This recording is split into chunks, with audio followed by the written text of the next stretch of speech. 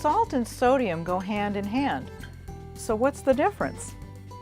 I'm Susan Bowerman, registered dietitian, and we often hear salt and sodium in the same sentence. So let me explain the difference to you. But first of all, why are we so concerned about sodium in the first place? Well, for one thing, we eat too much of it. The recommendation is that we eat about 2,300 milligrams per day, but the average person eats about 3,500. So why the focus on salt? Well, the reason is simple. The salt that's in your salt shaker is about 40% sodium.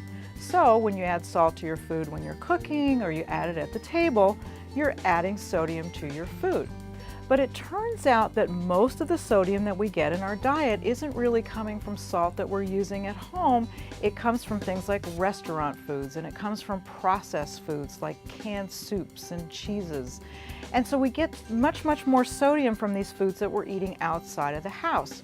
The typical fast food meal could have about 3,000 milligrams of sodium.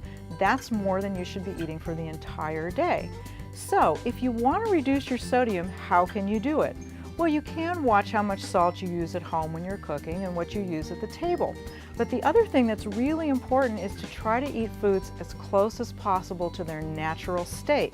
And that's because the more processed they are, they tend to have more sodium.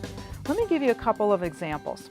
If you were to buy, for example, just a box of rolled oats that you were going to cook into oatmeal, that would have 0 milligrams of sodium per serving.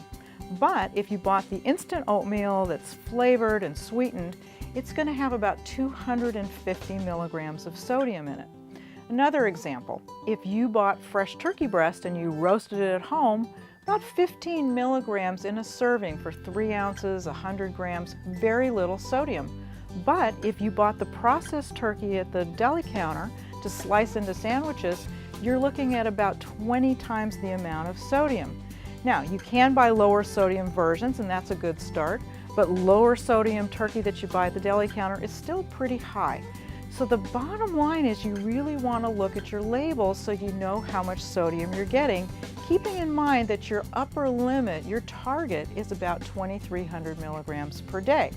Now, the other thing that you can do is think of other ways that you can season your foods. Garlic, onion, herbs, and spices. There's lots of ways that you can season foods without adding salt. For some more tips on how to season your foods, check out my video on herbs and check out my video on spices.